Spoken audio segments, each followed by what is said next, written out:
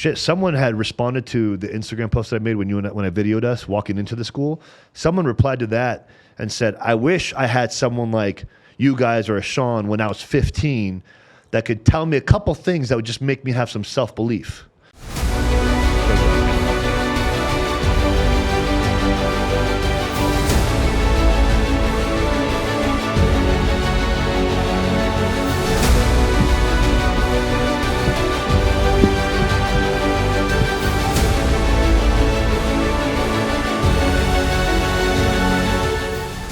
Here we are for another day. It's Friday. What Friday is it, by the way? Oh, it's the 24th. That's right. Almost October. It is almost October. We're going into the final quarter of the year. You ready for it? I'm ready. We're just going to dive into this because we just had an amazing experience of having an opportunity to speak to Las Vegas High School.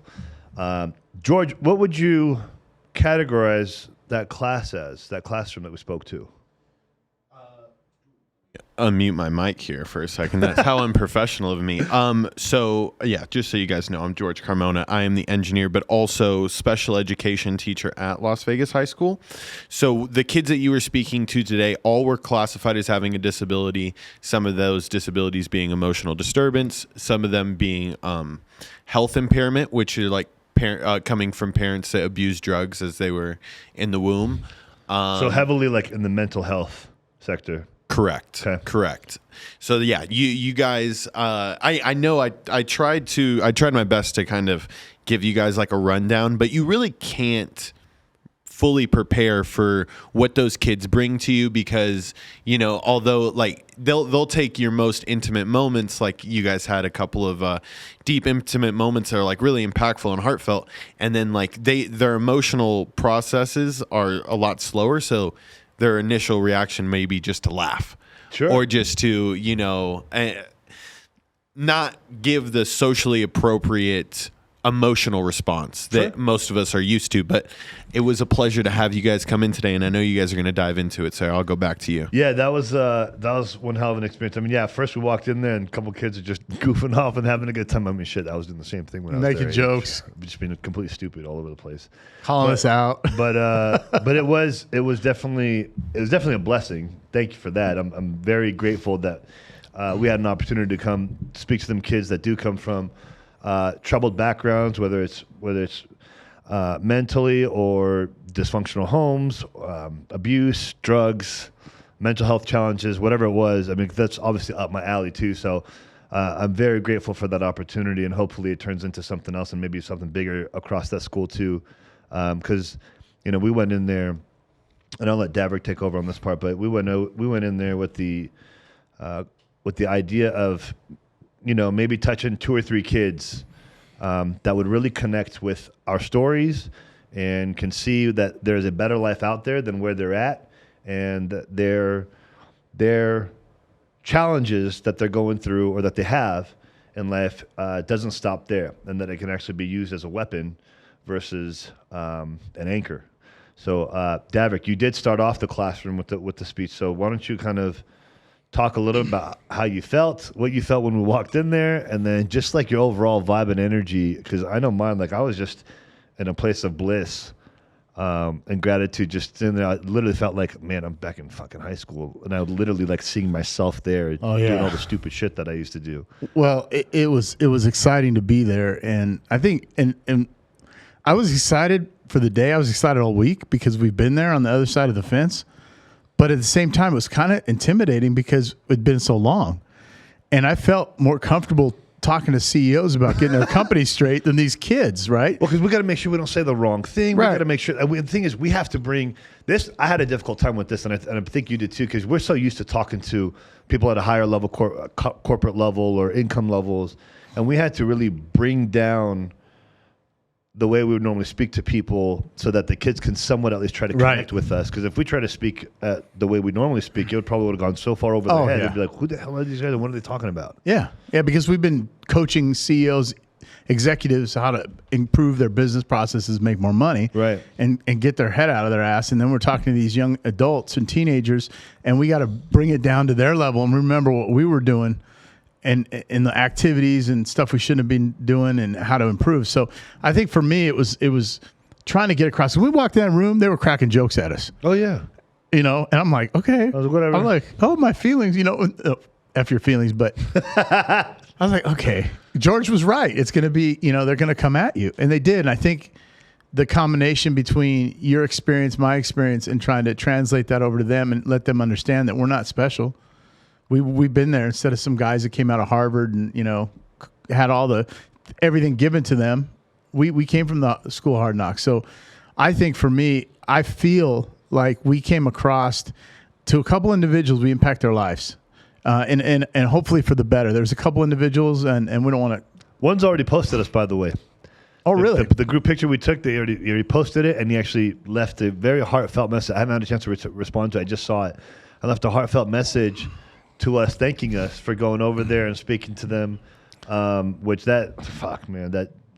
goosebumps because that totally touched my heart, and I would say this probably made my year. Oh, absolutely. Absolutely. It's priceless. It's priceless. I'm speechless. Shit. Like, I wish we could do more of it, Yeah, well, we definitely will too. I don't mean to interrupt, but I'm just in this place of genuine happiness right now, especially because there was 2, 3, or 4 kids that really latched onto us, asked questions. We're really curious, like, what did you guys do? How do you get out of this? Like, how do I get out of this negativity if I'm stuck in it? Oh, yeah. And they really connected with us. And there's one kid I really connected with. And again, I'll let you take over. But what a crazy experience. Oh, Great experience. I was trying not to be emotional because I was there. And nobody did that for us. Nobody. Teachers, nobody. Like, oh, Davrick's just a problem child. Parents weren't there. Nobody was there. And it's like, man, I was getting emotional. And I saw a couple kids lean forward. I saw a couple kids show interest. And even the ones that weren't, when we spoke to them, we hit a trigger, hit a nerve, they kind of. The football player kid. Yeah. He was all jokes, cracks, and like basically like, fuck you guys kind of attitude. And then you said a couple things and it shut him up and he really like tuned in. But it wasn't to attack him. No. He tuned in. That's what I'm saying. He tuned in. So, man, it was just, after leaving there, I'm like, man, I'd rather spend more time at high schools and colleges than at these tech corporate companies telling a CEO, this is why you're losing money. This is why your leaders are failing, right? Man, it was good, though. And then you had some great messages, too, because of your background. And a couple of the kids, you called them out in a positive way and said, let me see the individuals in here who have done other drugs. He said, this was the amnesty room, first of all. Amnesty, right? In the Army, it's like, okay, amnesty. You got your last chance to say everything you want to say or put everything away. You're not going to get in trouble, right? And so the kids were like saying they've done stuff. Yeah, and this one kid was like, no, man, you're going to I don't want to get fucking snitched. I quote that. That's what I said. I'm like, bro, I'm not going to snitch on you. I promise you. I was doing what you're doing now times 1,000. So I promise you, there's no snitching over here going on. But I think, George, for the most part, they're good kids. There were some good kids in there. I mean, one kid was sleeping, right? He's knocked out. Another guy kept getting up and wanting to leave. I'd say probably 90% of the room were good, genuine kids, but they just had some challenges in life that caused them to affect them and act a certain way and lash out. Yeah, I mean, look, I think George would agree with this, that there's probably nobody in their life that has told them the future is bright. Nobody. George, correct me if I'm wrong. No. You guys are hitting all the right notes right now. I think the thing that kind of will help you guys understanding kind of like what you guys just did in impact wise, like obviously it is those 2 to 3 kids, but I promise you that mofo that was sleeping, my boy Michael, and then the kids that may have seemed disinterested, that is them not being able to process how powerful what you guys are saying are. Like they understand those are all the right things, but for some of those kids, they can't even begin to comprehend that, wow, like this actually does exist in my life. So although they may have not been, fully participating in active listening, sitting up, the messages get through. And that was the part for me as a teacher that was hard to understand at first, because like usually whenever I'm talking to somebody, you make eye contact, you're giving them verbal or nonverbal cues that like I'm understanding what you're saying.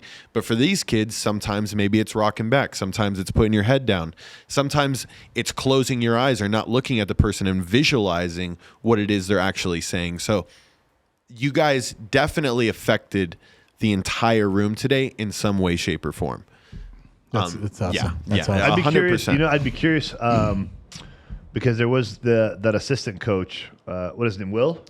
Correct, Coach Will. I'd be interested to you'll see him Monday or something. Or Yeah. Do you have a cell phone number? His? Yeah. I want later on. Why don't you ask him for his feedback? I'd be curious from his perspective because obviously, we were more there talking to the kids, so we had to bring it down. But I'm curious if he got some good value out of it. I'm sure he did. But because we're there speaking to children, I want to know what his feedback was, just from a different perspective.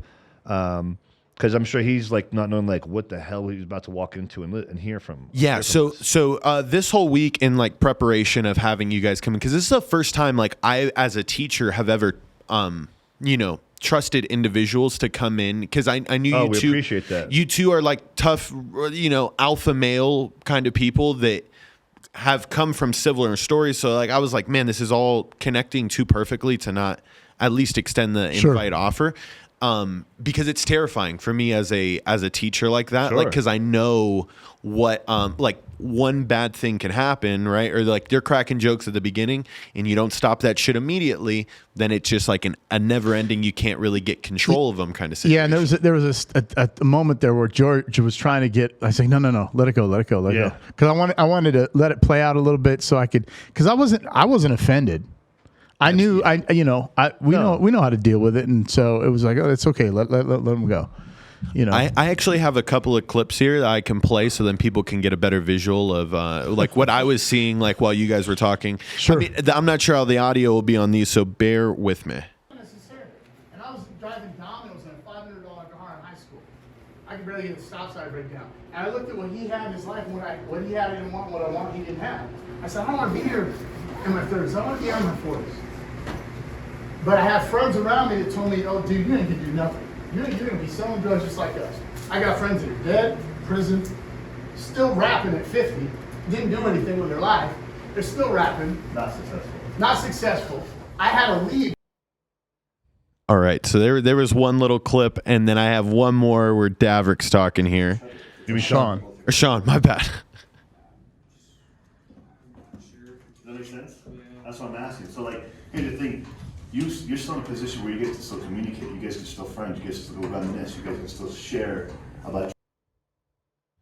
All right, so those were the couple of clips I got just to help people visualize, what the room looked like and how you guys impacted them. Right there at the end, you were talking to one of my students, Sean, Brandon, huge car lover. You guys definitely had a little bit of connection with him because he collects Hot Wheel cars, and you were relating to him, Davrick, that he needs to start an eBay, and there's no excuses, and you can paint their life for them in front of their eyes, and it takes individuals like you who have done it and have seen it to actually give them the hope. You connected with Brandon, Sean. I know you connected heavily with Abraham, who, he's a kid. He lost his father during COVID, and he lost his grandfather to gangbanging.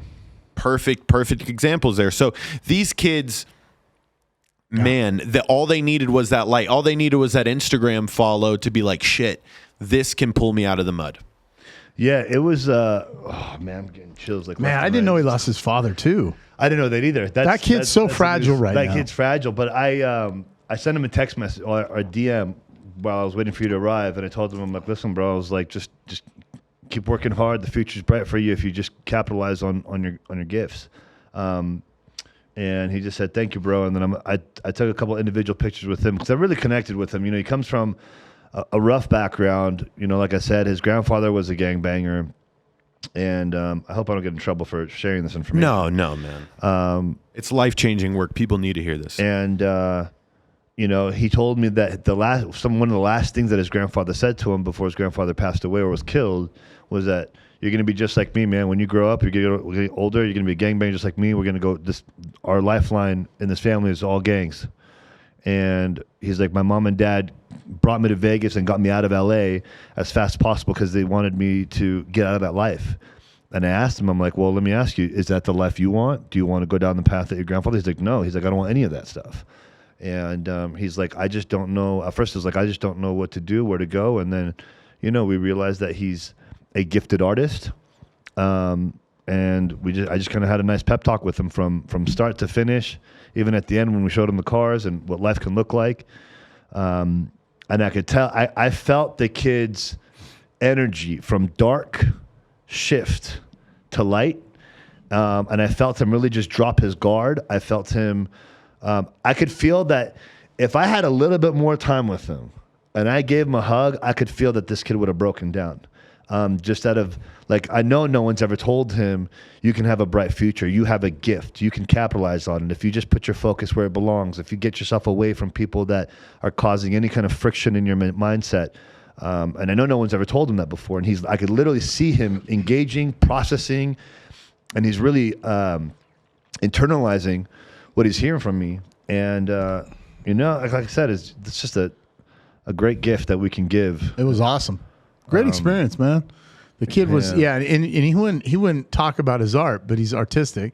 He's got that Had to pull it out of him. Yeah, you had to pull it out of him. And then the other kid with the Hot Wheels, I go, you got to go to trade shows, toy. He goes, I do.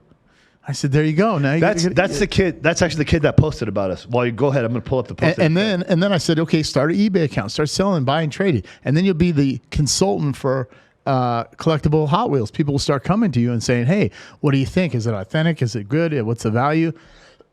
But there was, and here's the thing, George, that I left there walking away thinking, what if we could come back and speak to an auditorium of kids? What if we can come back and speak to every school in the school district? What if we can come back and speak to all the high schools in Clark County? And middle schools and colleges, because I'll go back to this.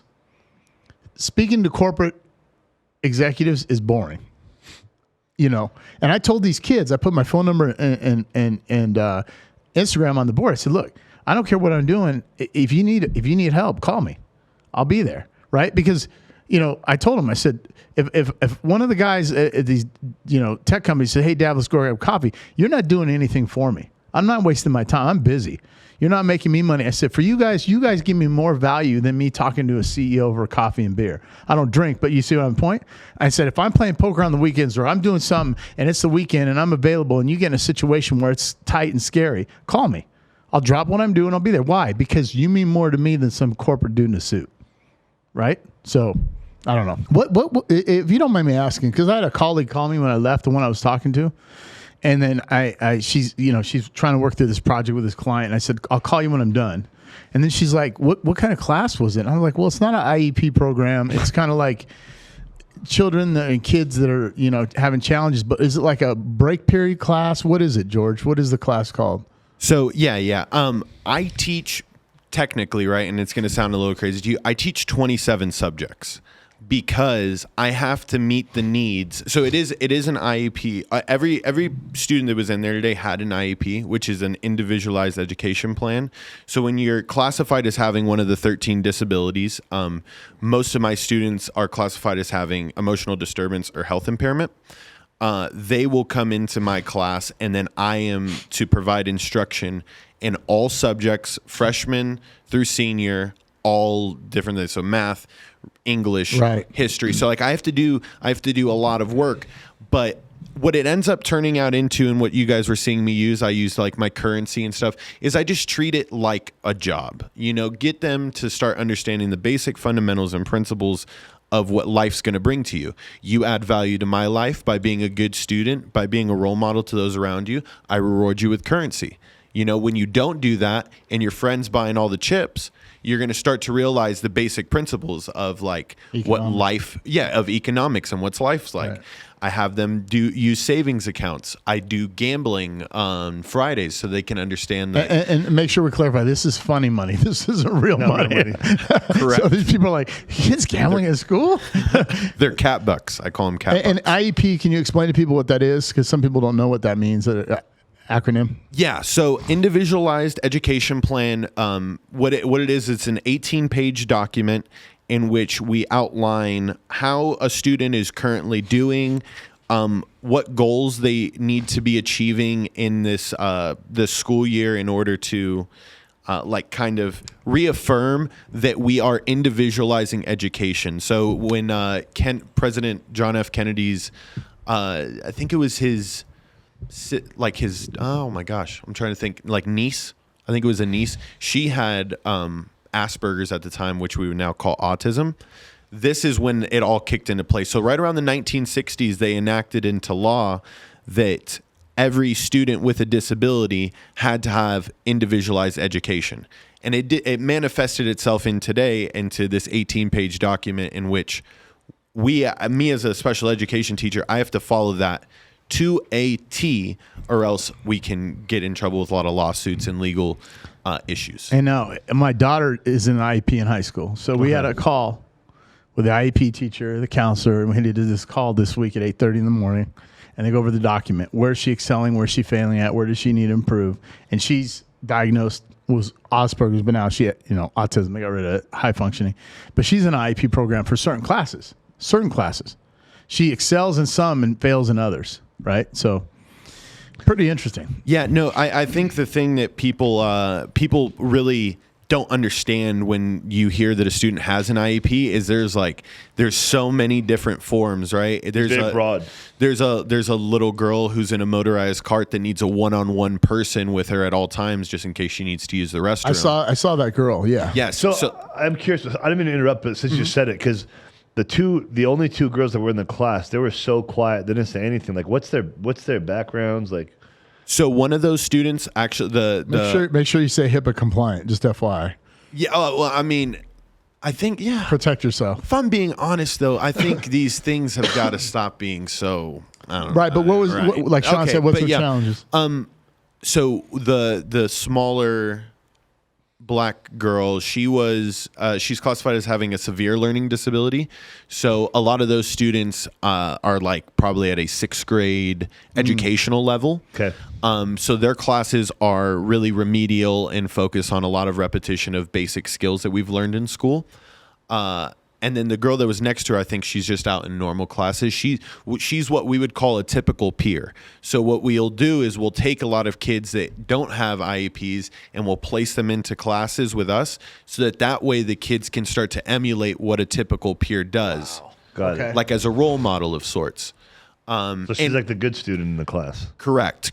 And I use my one student, Jonathan. He was the guy who has all the YouTube subscribers. He is the video gamer.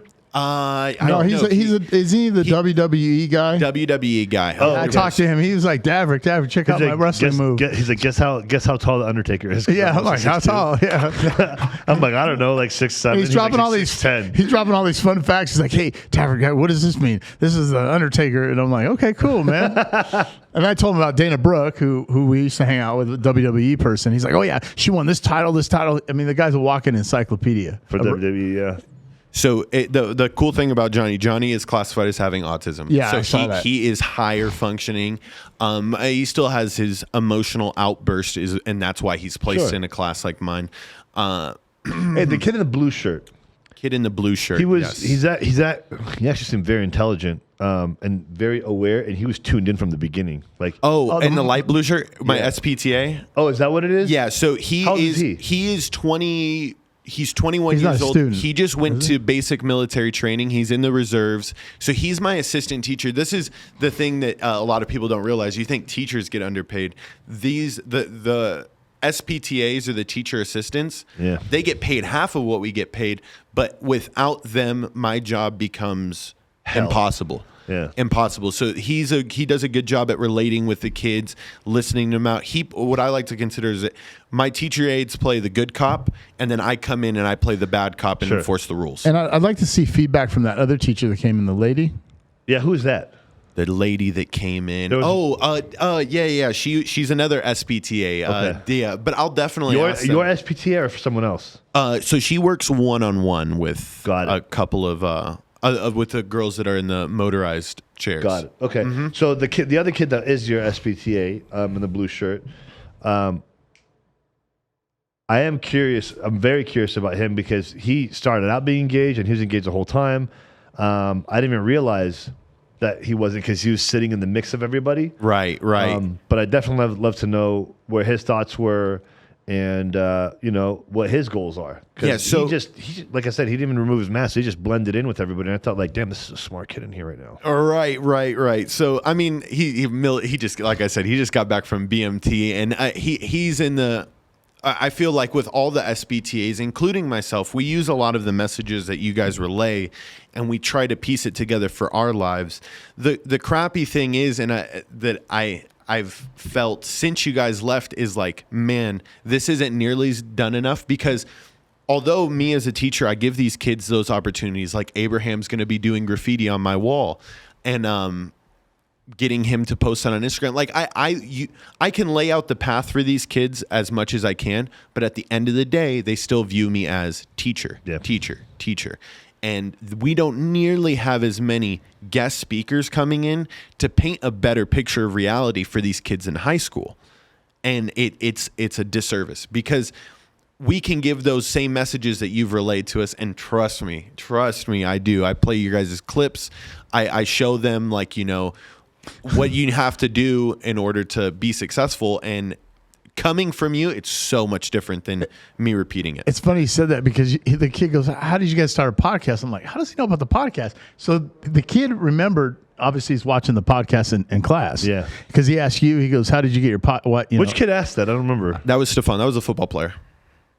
The one that was sitting in the middle in the back? Yeah. Okay. Oh, the troublemaker. Yeah, the troublemaker. Yeah. Yeah. But you know what? I think That's right. He did that. Yeah, I remember. You're right. I think if, like I said, I'd encourage, George, you to bring it, to the principal or somebody, where we come in and we do a group, or, even in like the music room, where we do a bigger audience, and, we talk to kids, because even the good kids, when I say good and bad, it doesn't mean all the kids are good, but, but even kids with good grades are doing stuff they shouldn't be doing. Look, in today's day and world, the reality is, for young children at that age, it's very rare that they have parents, even if they don't come from dysfunctional backgrounds. It's very rare that they have parents and other peer people that they can look up to that are literally telling them, like, there's belief, we believe in you, we have faith in you. You just got to change the trajectory of what you want out of life. Put your focus where it belongs.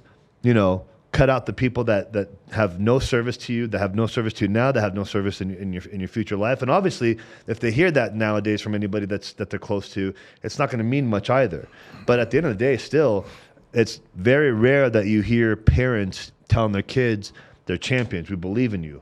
Like, how can we help? What can I do for you? Like, what do I need to do to assist you to capitalize on your gift? Like this kid, he's Abraham, gifted artist, and his family is not telling him, you have a gift, kid. Like, let's do something with it. He woke up too, because he was really reserved and quiet. He woke up. He was just sitting there. He didn't want to talk, and then he started shaking his head, looking at the other kid. Telling the other kid we're talking. I saw him doing that. I thought, is he like, these guys are idiots or screwballs? But then he was like, and then you try to get him to talk, and he was shy. But now that you mentioned that his dad just passed away, and a story about his grandfather, which I didn't know. Well, that's why I said, like, we're not changing this until he answers me, because I was going to break through to him. I knew I could. I could tell that he was just being reserved from being shy. And I showed him my friend Sam, who does graffiti. They look at this. Here's on my phone. He said, wow, he did that. I said, yeah, you got all the ability, brother. Yeah. So it was, like Davrick's saying, if we could speak to the whole student body, I mean, shit, that would be huge for them. Because we also empower the teachers, right? Because you guys got the toughest job out of anybody. We can come in and go out. We're like grandparents. We come in, oh, nice baby, and then we leave, right? You got to be with the kids all the time. And look, maybe not you right now, but me, I just met with someone last week, and I'm meeting with someone again this week about someone who's a parent, they're just beat up in life. They have no sense of direction anymore. They've lost their sense of passion, their perspective of what their vision is. And yeah, even some teachers will fully benefit from us being able to speak to them, because it'll re-spark the whole purpose of what life is supposed to be about. Because I know that, I'm sure you remember too. I remember, I had some teachers that just fucking hated life, hated the students, hated being a teacher, just hated everything. So because of that, and it just trickled into their students, and they're just mean to the kids as well. And you know that's just when I look back on it.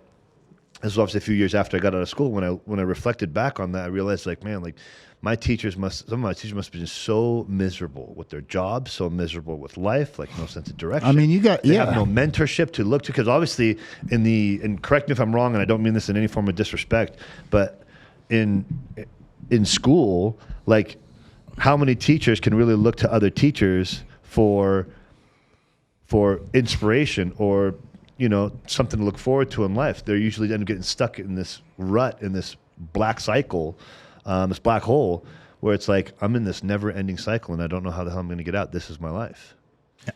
Yeah. I mean, you run into a lot of that. They call it, for most people, it's called just teacher burnout, man. And if I'm being honest, me being 23 years old and having to deal with 12 kids emotionally, understand their backgrounds, understand what motivates them, understand what are some antecedents. So like what's happening before they have a really bad behavior. Like I'm anticipating all this. I'm taking all this in at 23. I feel like if you want to be a person who can understand a person emotionally and know how to really connect with somebody, go be a teacher, because in order to be a successful teacher, which I feel like I am, you need to go that extra effort to dive in deep in search. And I like doing this because I still have the passion. But come 10 years in down the road, that starts to dwindle, right? And then what happens to those teachers? They become parents who don't really know how to drive their kid or tell their kid what they're good at, because the fucking parent doesn't even know what they're good at. Right. You know what I mean? And then so now you guys having this talk with the kids, it would be interesting to see how many kids go home and actually tell their parents about this and try to like maybe motivate or reinvigorate their parents. Because at the end of the day, there is that flip in humanity where we're getting raised by our parents our whole life, but then you realize your parents only know so much and that you can break through and you can get past that. And you now become the teacher. So what you guys are doing for these kids is like, you may be sparking not only them, but then they're taking home their message to their parents, people in the school. It's definitely going to intrigue them, because like I'd be curious. You nailed it, because this was in my thoughts as I was getting over here on my way here. I was thinking to myself like, okay, so the few kids that we did get through, including the assistant coach and the your assistants, they go home and they tell their parents, like, what's the wording? What's their verbiage going to be like? Like, oh, mom, dad, these two dudes came to our class and they showed us their awesome cars and they gave us some motivational talks, and their parents went, what the fuck? And then the next week they start a business, start paying the bills for the parents. But I mean, but I am curious, because I'll be very intrigued if any of the students do go back and actually are able to relate even like 50% of what we were there for, and actually says like, Mom, I want a different life. Yeah, it's gonna be. I want something different. Yeah, probably. Hey, these cool guys came, Mom. Oh, okay, great. That's about the extent of it. But some might get through, some might not. I just hope the message can go through the school and go viral between the kids, and then it gets to teachers, and then the teachers like, hey, can you bring these guys back? Right? I mean, Absolutely. That's a joy I get. Like what we did today is priceless. Yeah, I think one of the biggest disservice, because I'm thinking now, I'm like, how do you even like begin to solve this? But the only way that teachers in every subject would start doing this is if it was baked into the curriculum. You, like us as teachers, it's now required for us to go out and find 12 to 15 guest speakers to come in once a week. There's only I think there's 36 weeks in a school year. So why not every other week a teacher is required to bring in a guest speaker to. Is this every teacher or just the type of students that you teach? I'm trying to get it to everybody, because like I think it needs to. You guys are talking about possibly wanting to speak in like auditorium and do like a big mass group.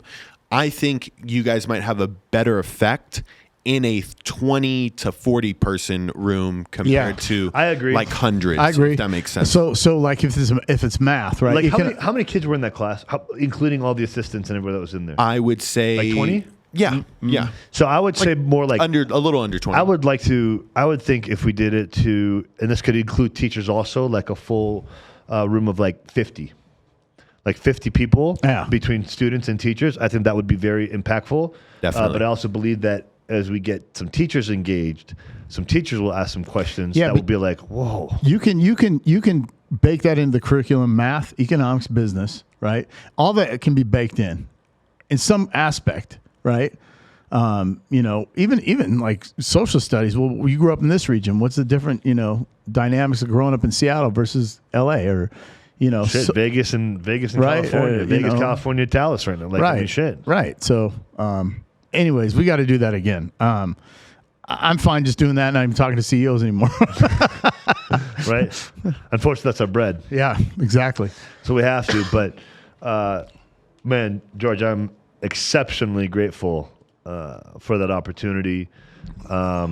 Really hit home for me, my heart. Made my year. I was, like I said, it made my year. I walking into that, I was afraid I was going to break a tear, but like I knew that I can't no matter what, because these kids need a couple of alpha role models that are like, because here's the thing, we don't know what the dads are like at home. No. We have no idea. So we got to come in and show them like, this is what a man is. And I was cracked. I was trying. My voice cracked a couple times, bro. Yeah. It was tough. So Yeah, no, I greatly appreciate you two coming in and doing that. We and appreciate you We'll letting us do definitely that. we'll do it again soon. I enjoyed myself. The thing I enjoy the most out of all this is seeing the happiness that it brought you guys, because now when I can sell this to people, it's not like, can you put up with bad kids? It's like, no, do you want to get your heart filled to a level that you don't even understand? Because I know you two are extremely successful people, and to hear the effect that this had on you guys, like, man, you guys don't even understand. Like, that makes me so happy. Well, yeah, because like I said, it hits home for me because that's my background. I come from mental health challenges, and between like my childhood abuse, and then the drugs, and then the suicidal attempts, like all that stuff, and then me coaching in the mental health sector, and then getting a chance to speak to kids again. It's been a long time since I spoke to kids before, and getting the chance to speak to kids again with the opportunity of being able to share, like, hey man, like I was right where you were, and let me tell you, this is what your life can look like, and then some. You just got to put it in the right places. Like I wish someone had responded to the Instagram post that I made when I videoed us walking into the school. Someone replied to that and said, I wish I had someone like you guys or a Sean when I was 15 that could tell me a couple things that would just make me have some self-belief. I didn't even see that. We've been so busy going from place to place. I haven't even looked at my. I was being not a good driver, and I was watching it and driving. All right, we got to wrap it up. We got to wrap it up, but today was a blessing. It was. I'm so happy. Today was a blessing. George, thanks again for that opportunity. We're definitely looking forward to doing it again. And make sure you guys subscribe to the channel. Turn on the notification indicator when we release a new podcast or video. Hit the like button, share this video. And again, put the comments in. I'm starting to get comments, but not a lot. I know it's a new channel, but if you have questions, make sure you write them in the comments, man. We'll get back to you. Yeah, I think maybe one day what we'd like to do for the audience, if you guys want, like we'll stack up a series of Q&As, and then we'll pick out a few of the ones that we think are best, Davrick, and we'll actually do a whole episode, whether it's 30 minutes to an hour, on answering some questions that people have for us. So we'll do it in like a 15-minute window. I like it. And we'll do it like a Q&A basically and kind of go live on it. All right. Okay, guys, have a great weekend. Stay strong. Peace out. See ya. Dude, man, I didn't even know they were doing this.